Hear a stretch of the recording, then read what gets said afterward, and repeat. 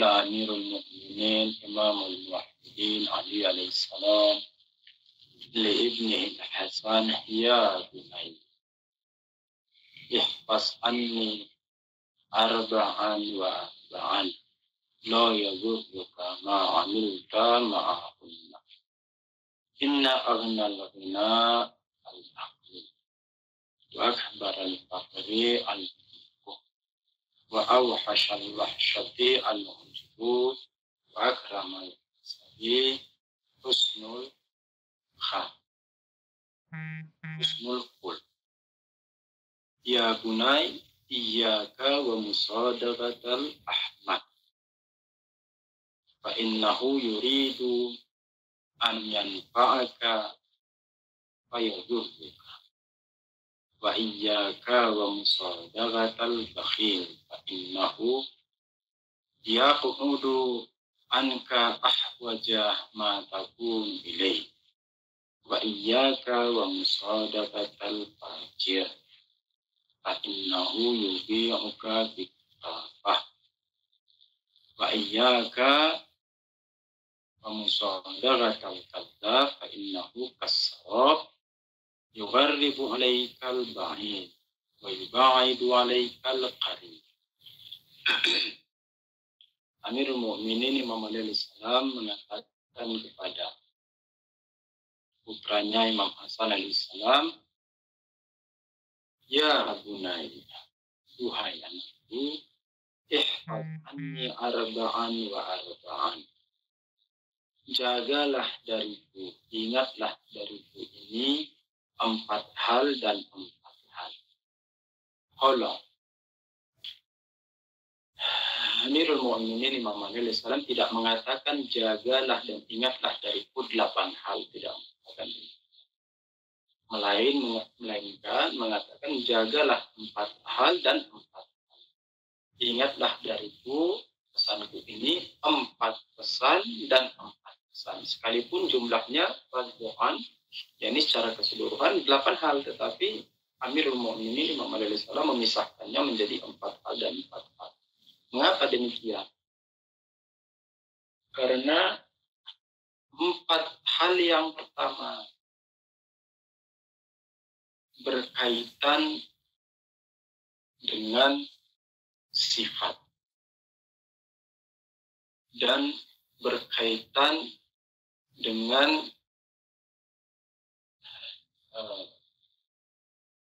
hal-hal yang baik. Nah, ini berkaitan dengan hal-hal yang baik maupun juga hal-hal yang buruk, namun lebih kepada sifat. Sedangkan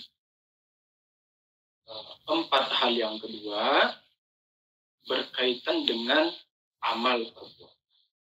Nanti kita akan lihat apa 4 hal yang pertama itu dan apa 4 hal yang kedua.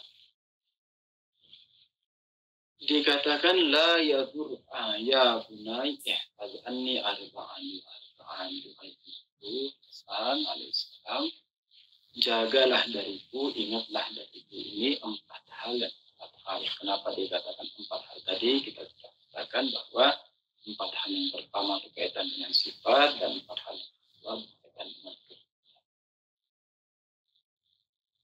La yadurruka ma 'amilta ma'ah, yang dimana kalau engkau berperilaku dengan 8 hal ini, maka hal itu tidak akan merugikan. Hal itu tidak akan merugikan. Yang pertama, 4 hal yang pertama. Inna aghnal ghina al-aql. Paling kayanya kekayaan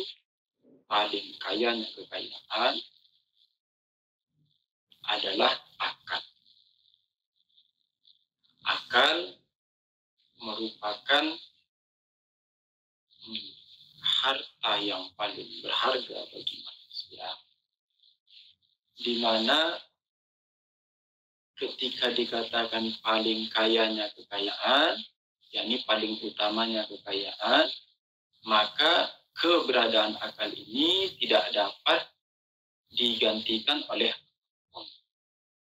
Yakni orang antum misalnya kalau ada orang kaya gitu kan, terus tiba-tiba kena penyakit gila, terus datang ke antum, mau enggak kita ganti 1 miliar, tapi akalmu kami ambil, kita kasih sama yang kaya ini, terus kamu jadi gila. Tentu antum sebagai orang yang berakal tidak akan mau. Kenapa tidak akan mau? Karena kalau saya sudah kaya nih, saya sudah kaya terus saya gila, untuk apa terus itu kekayaannya? Untuk apa kekayaannya? Jadi tidak bermanfaat. Dan kita katakan kepada yang si kaya itu, kenapa dia mau membeli akal kita bahkan dengan 1 M atau 1 triliun sekalipun? Itu menandakan bahwa dia rela mengganti seluruh kekayaannya hanya dikarenakan akal ini. Jadi untuk mendapatkan akal ini, dia rela menghabiskan uangnya agar keluar dari kegilaannya. Dari sini kita dapat pahami bahwa ketika akal merupakan kekayaan yang paling utama, maka tidak bisa lagi digantikan atau istilahnya dibarter dengan sesuatu.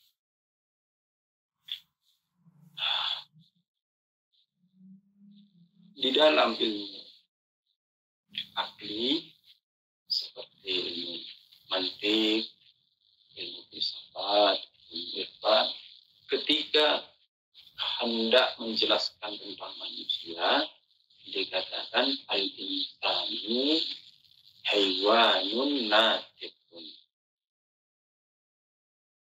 Manusia adalah hewan yang rasional atau hewan yang berakal. Di mana ada satu kaidah yang menyebutkan zatu syai' la yuslab wa la yuj'al. Ini zatnya sesuatu tidak akan bisa diambil dari dirinya dan tidak pula bisa diberikan kepada dirinya. Maksudnya apa? Maksudnya ketika dikatakan al-insanu haywanun natiq, manusia itu adalah hewan yang berakal. Berarti zat manusia, hakikat manusia, inti sari manusia ada 2 hal. Yang pertama adalah kehewanannya, dan yang kedua adalah kenatikannya. Yang pertama adalah kehewanannya, dan yang kedua adalah keberakalannya atau kerasionalannya. Di mana kapan saja salah satu dari keduanya tiada, maka manusia juga menjadi sirna. Salah satu dari keduanya tiada, maka dia bukan lagi manusia. Contoh, dikatakan manusia adalah hewan yang berakal. Ketika akalnya dicerabut, apa yang terjadi? Ya hewan itu, manusia itu, di mana akalnya sudah tercabut, maka manusia itu tiada bedanya dengan domba, tiada bedanya dengan kera, tiada bedanya dengan semut, tiada bedanya dengan serigala, dan hewan-hewan yang lain. Kenapa? Karena tidak ada pembeda. Tidak ada zat pembeda antara manusia dan selain manusia. Kenapa tidak ada lagi? Karena satu-satunya pembeda asli, yaitu kerasionalannya dan akalnya itu sudah dicerabut. Kita sudah mencerabutnya dari si manusia. Artinya dia sudah sama dengan hewan-hewan yang lain. Jadi dia bukanlah sesuatu, dia bukanlah manusia. Nah, kalaulah demikian,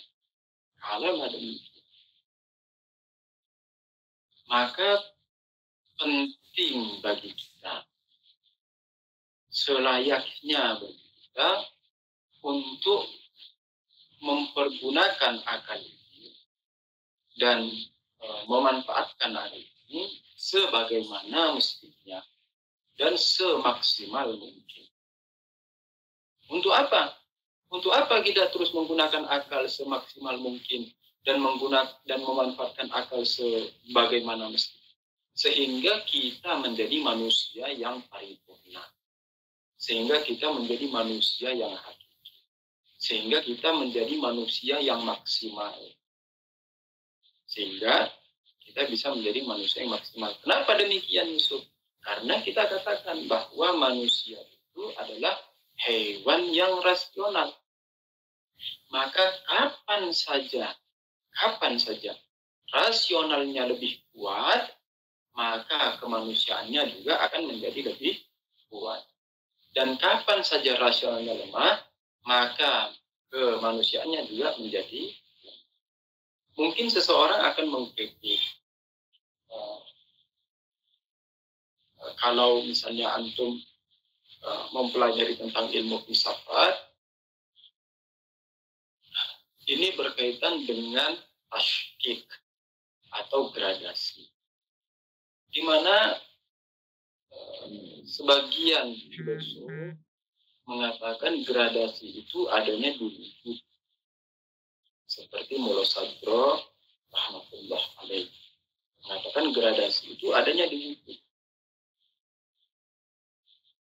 Lah kamu tadi Yusuf, ini misalnya mau mengiskal pernyataan kita.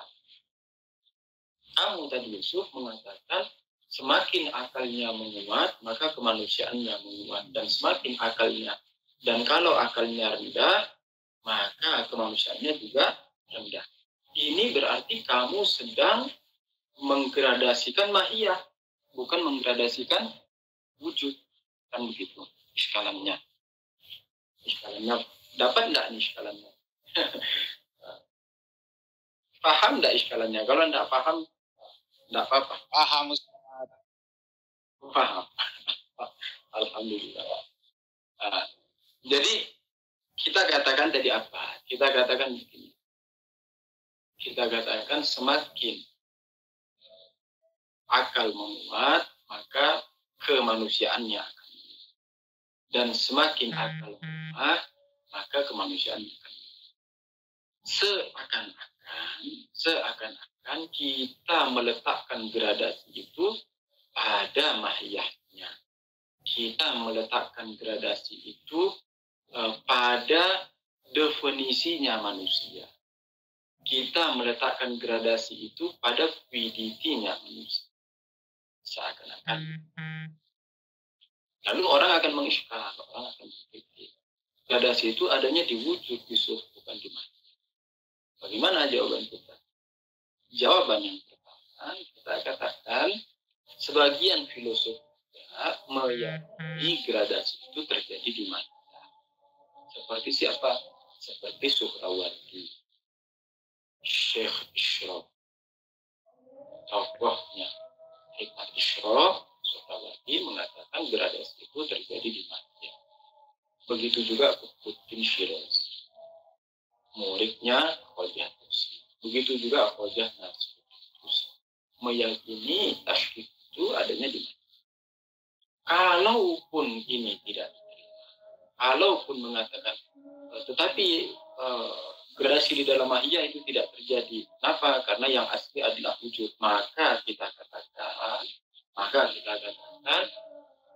pernyataan kami sebelumnya juga kembalinya ke wujud. Yakni apa? Yakni ketika dikatakan semakin akal menguat, maka kemanusiaannya menguat.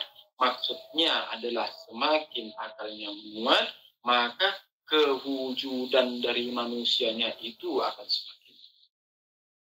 Dan semakin akal melemah, maka kewujudan dari kemanusiaannya juga akan semakin. Ini pembahasan yang pertama. Inna arnal bina al-am. Yakni sebaik-baik kekayaan. Paling utama kekayaan. Kekayaan yang paling kaya adalah dan kita tidak akan mau diganti atau dibarter dengan sesuatu. Bagaimana tadi sudah bahas, ya ini kalau besok-besok misalnya anggap lah ya, anggap Yusuf jadi miliarder kan gitu ya. Terus tiba-tiba na'udzubillah kena penyakit. Terus Yusuf datang mengemis ke Pak Ali. Pak Ali, sini akalmu tak pinjam. Kamu tak kasih uang 1 M, kamu ambil gilaku dan saya ambil hartanya Pak Ali. Tentu Pak Ali sebagai orang neraka tidak akan adil. Yang kedua, pembahasan tentang akal. Yang kedua, kenapa akal begitu mulia? Kenapa tiada yang lebih utama daripada akal dari sisi kekayaan, dari sisi apa istilahnya, dari sisi kemewahan? Kenapa tiada yang lebih? Kita katakan karena dengan akal lah orang bisa menggapai seluruh tingkat-tingkat dan derajat-derajat ukhrawi. Begitu pula dengan akal lah manusia bisa meraup dan bisa mengambil kekayaan dunia. Yakni ketika manusia mau melakukan perjalanan ukhrawi maupun ketika manusia mau mengambil kekayaan duniawi, maka tiada jalan lain kecuali menggunakan akal. Kenapa begitu? Contoh misalnya di dalam urusan duniawi. Di dalam urusan duniawi, ketika akal kita lemah, maka kita akan ditipu-tipu orang dulu. Kita melakukan perniagaan ditipu.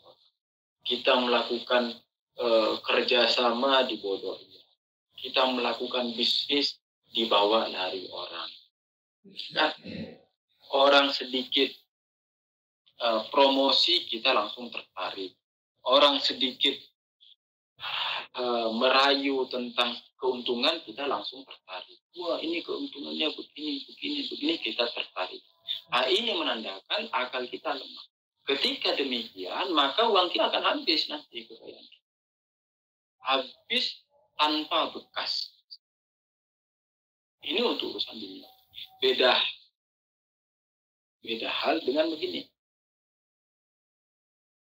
Ada orang ditipu berkali-kali. Dan dia tahu kalau lagi ditipu, tapi tetap ngasih. Nah, ini bukan karena bodohnya. Melainkan dia merasa bertanggung jawab. Contoh misalnya, ada satu kisah. Orang Indonesia. Ada satu kisah orang Indonesia. Perempuan. Dia ini bibitnya dari salah satu teman. Jadi teman itu cerita ke saya. Dia bilang, bibi saya ini kayaknya bodoh banget.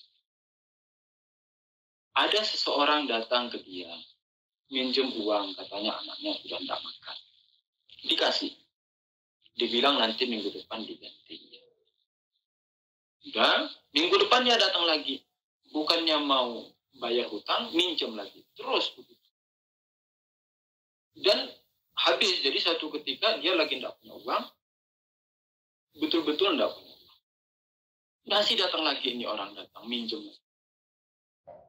Dia bilang, iya bentar, motornya digadaikan. Jadi motornya si bibinya ini digadaikan, terus dipinjamkan lagi. Nah, dalam keadaan orangnya ini yang minjem ini tidak terlalu miskin, enggak. Dan hidupnya enak-enak saja, nyaman. Terus kalau dimintain hutang, malah marah-marah. Tapi pada saat dia bilang, pada saat butuh, terus datang lagi ke bibitnya, minjem, masih dikasih lagi. Teman anak bilang bibitnya bodoh. Anak jawab, orang bodoh dengan orang dermawan itu bedanya itu setipis kulit bawang. Orang bodoh dan orang dermawan pengetahuan, bedanya itu tipis kulit bawah. Ada kisah di zaman Arab sebelum zaman Nabi Shallallahu Alaihi Wasallam yang bernama Hatam Ta'i. Hatam Ta'i. Beliau Hatam Ta'i ini terkenal dengan kedermawanannya. Sangat terkenal dengan kedermawanannya, bahkan menjadi peribahasa dalam bahasa Arab. Untuk menggambarkan orang yang dermawan dikatakan anta kahatim ibn Ta'i. Anta kahatim ibn Ta'i. Engkau ini seperti Hatim bin Ta'i. Gimana kisahnya Hatim bin Ta'i? Hatim bin Ta'i. Kisahnya ketika masih kecil.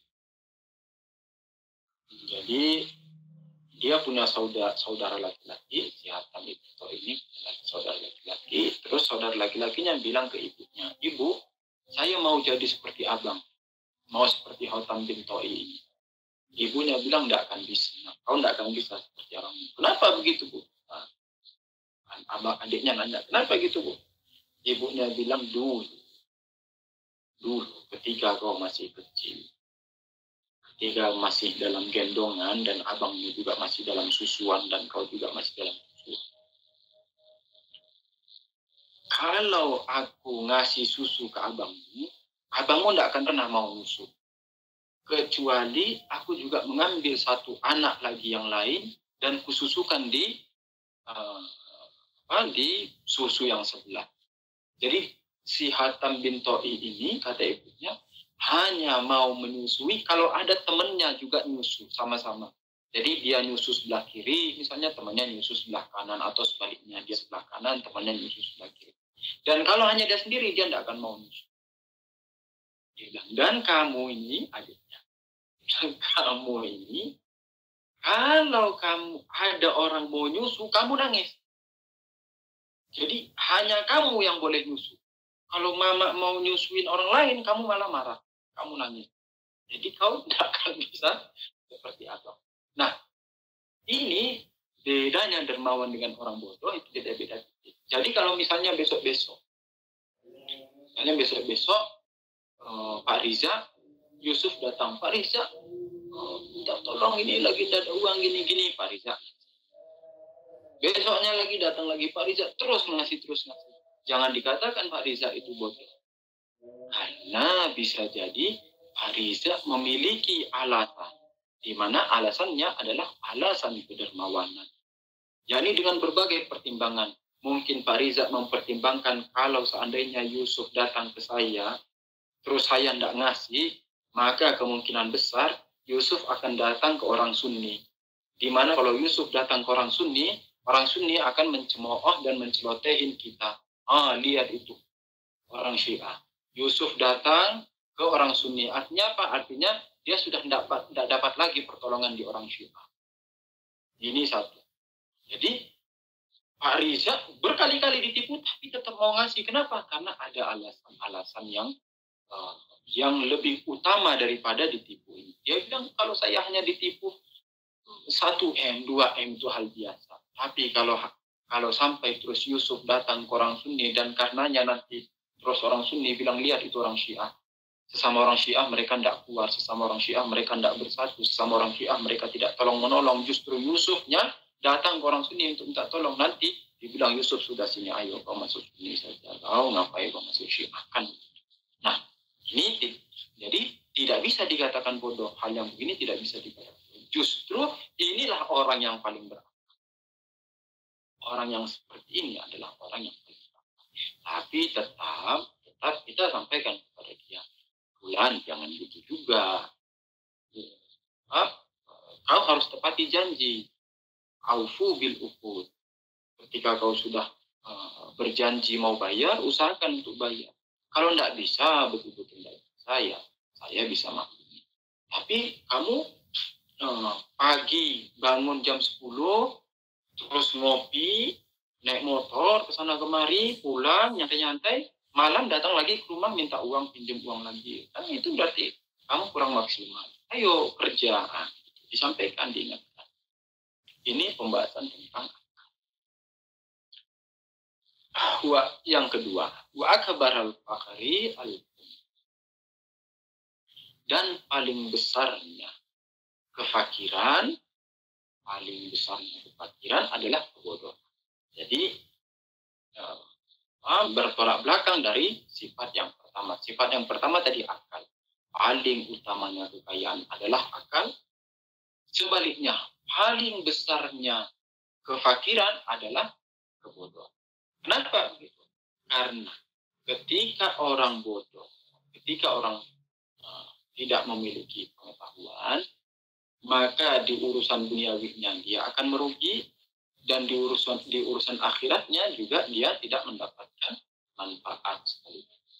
Nanti ada orang pakai peci, pakai baju gamis, jenggotan, terus berjidat ada bekasnya, terus ngajak, ayo sini, ini bulan ikut, ini benar apa, langsung ikut saja, tidak dulu mentahqiq, tidak dulu menelaah, tidak dulu mengkaji benar ndak ajarannya, langsung ikut saja. Kenapa? Karena jahil, tidak punya.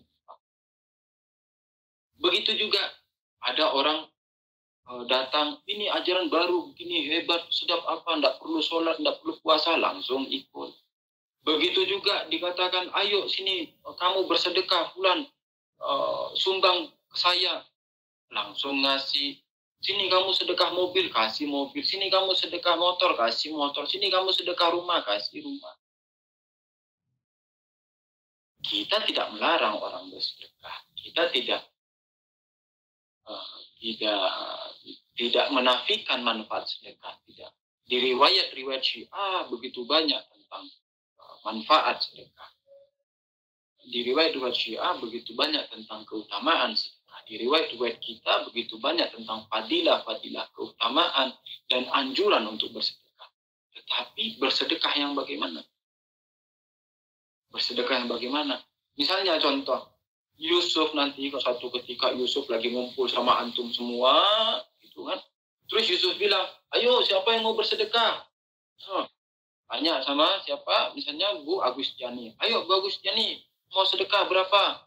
Oh Ustaz, ini cuma ada 50.000. Wah, itu masih ada cincinnya itu. Cincinnya juga sini. Oh, itu masih ada apanya lagi? Oh, rantai sini rantainya. Oh, itu masih ada ATM-nya sini ATM-nya. Oh, itu masih ada kartu apanya lagi? Kartu apa lagi? Kartu kreditnya sini, kartu kreditnya. Gitu istilahnya penodongan kan itu. Terus ngasih. Nah, ini bukan sedekah yang dianjurkan. Bukan. Pertanyaannya, kenapa harus bersedekahnya ke Yusuf? Kenapa harus bersedekahnya ke Yusuf? Mestinya Yusuf yang ditanya, Yusuf, oke, ini saya sedekahkan 50.000 ke kamu. Tetapi kamu ini sebagai apa, Yusuf? Apakah kamu ini sebagai orang yang menerima sedekah saya? Atau kamu ini sebagai orang yang menyalurkan sedekah saya? Ini dua hal. Ini dua hal harus dibedain. Yusuf, kamu ini bilang sedekah. Maksudmu ini apa? Apakah maksudnya sedekah kepada kamu, sehingga kamu adalah orang yang menerima sedekah saya? Atau maksud kamu adalah bersedekahlah melalui saya, yakni si Yusuf sebagai perantara untuk bersedekah. Nanti Yusufnya yang akan membagikan sedekah itu ke orang-orang yang layak. Ini yang mana maksudnya? Kalau yang pertama, yakni kalau maksudnya saya bersedekah untuk kamu Yusuf, ngapain harus sampai minta cincin saya, minta gelang saya, minta rantai saya, minta emas saya, minta 10% dari penjualan motor, minta 10% dari penjualan mobil. Untuk apa? Kamu gila harta memangnya kamu Yusuf? Memangnya cuma kamu yang layak disedekahin? Saya bersedekah, tapi tidak harus ke kamu kan? Kenapa harus ke kamu? Saya bersedekah, tapi saya tidak mau sedekah ke kamu. Ini oke. Kamu bilang oke. Bu Agustiani mau sedekah cincin. Oke, ini cincinnya saya lepas, tapi saya tidak mau sedekah ke kamu. Saya mau sedekahkan ke dalam masjid ini. Masjid, ini sedekah saya. Jadi tidak nyampe ke kamu. Ngapain kamu sampai minta cincin, minta gelang? Tamak banget kamu ini. Gila harta banget kamu. Ini. Tetapi jika maksudnya bahwa Yusuf sebagai perantara, kita tanya, Yusuf, ini mau kamu arahkan kemana sedekah saya ini? Jangan sampai nanti kamu arahkan ke perusahaanmu malah. Kamu arahkan ke bisnismu malah. Loh, yang tadinya saya mau sedekah untuk mukmin kok jadi untuk bisnismu ini? Oh, Yusuf bilang, enggak. Sedekahnya kamu nanti masuknya ke pesantren. Nih, kita punya pesantren, silakan. Oh, oke, masuk ke pesantren. Tapi kan enggak harus lewat kamu. Mana rekening pesantrennya, nanti saya langsung kirim. Dan ngapain harus sampai diumbar-umbar semua orang tahu. Jadi cerdas dalam bersedekah kalau mau sedekah. Ini kita sedikit bahas sedekah karena lagi booming juga di Indonesia pembahasan tentang sedekah. Ana berkali-kali menyampaikan ke teman-teman. Ini tidak tahu sudah yang keberapa kali. Dan mungkin terkesan bahasa Ana ini agak keras, mungkin terkesan bahasa saya ini agak kasar. Saya mengatakan terkadang ada semacam anomali istilahnya kalau kita di orang-orang sains mengatakan anomali mazhab. Apa itu anomali mazhab? Anomali mazhab itu sebagian besar kita ini dulunya kan Sunni kan ya. Sebagian besar kita ini dulunya Sunni. Sebagian juga ada yang sejak kecil sejak lahir sudah Syiah. Tapi sebagian besar dari kita ini Sunni.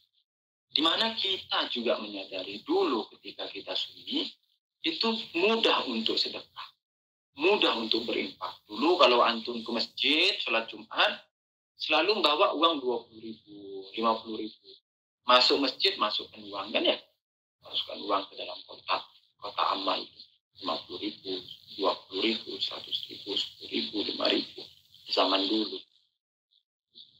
Terus misalnya ada pengajian, kita buat wiritan, ya ini tangannya ringan, mudah bersedekah, mudah berinfak.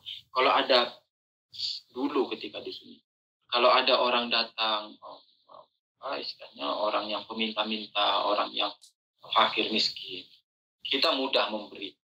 Kadang kalau lagi tidak punya uang, kita ambilkan beras, terus kita buatkan teh, kasih minum, kasih makan.